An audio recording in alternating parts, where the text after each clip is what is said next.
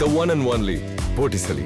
Botticelli and Raphael, shirts and trousers. Sir, இப்போ எம்ஜிஆர் ஜெயலலிதா படங்கள் இல்லாததால தான் எடப்பாடி பழனிசாமியின் பாராட்டு விழால கலந்து கொள்ளன்னு முன்னாள் அமைச்சர் செங்கோட்டையன் சொல்லியிருக்கிறார். இப்ப தராசு ஷாம் அவர்கள் பேசினதையே நீங்க கேட்டிருப்பீங்கன்னு நினைக்கிறேன். இது ஒப்புக்கொள்ளக்கூடிய ஒரு காரணம் அல்ல, சும்மா ஒரு ஒப்புக்காக சொல்லக்கூடிய காரணம் தான் அப்படின்றது அவர் சொல்றாரு. உங்களுடைய கருத்து என்ன சார்?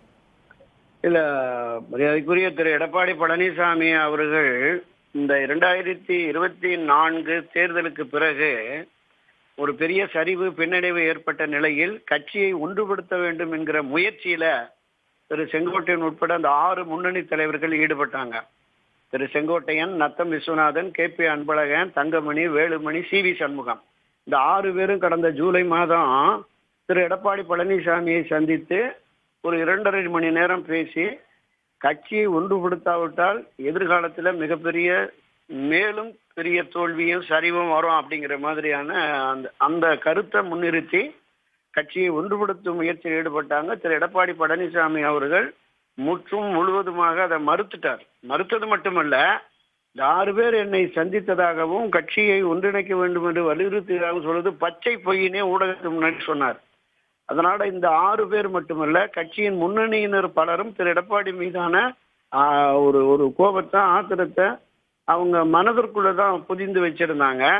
இன்னுமே அந்த எதிர் மனநிலையில் இருக்காங்க. இதை தாண்டி இந்த 6 பேருடைய முக்கியத்துவத்தை குறைக்கும் வகையில் திரு எடப்பாடி பழனிசாமி செயல்படுகிறார் என்கிற குற்றச்சாட்டும் இருந்தது.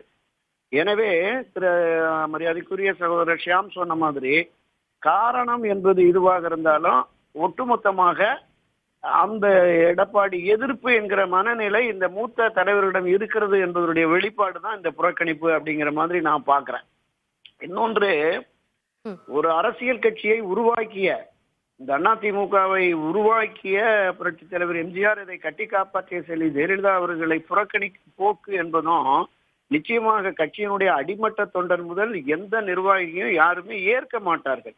இது அவரே நிச்சயமா அதை பண்ணியிருக்கணும், சரி செய்திருக்கணும். அதுவும் பண்ணவில்லை அப்படிங்கிறத அந்த கோபமும் நிச்சயமா திரு செங்கோட்டையன் அவர்களுக்கு இருக்கும். கட்சியினுடைய தொடக்க கால ஒரு உறுப்பினர் 72 முறை, ஏற்றாலும் ஒரு 9-10 முறை சட்டமன்ற உறுப்பினராக இருந்திருக்காரு, அமைச்சராக இருந்திருக்கிறாரு.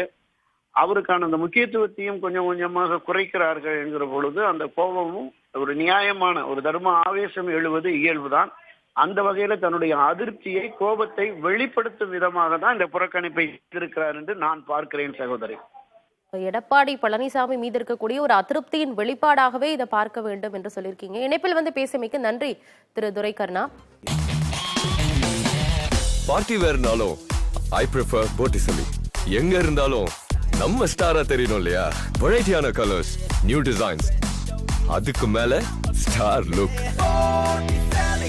The one and only Botticelli. Botticelli and Raphael, shirts and trousers.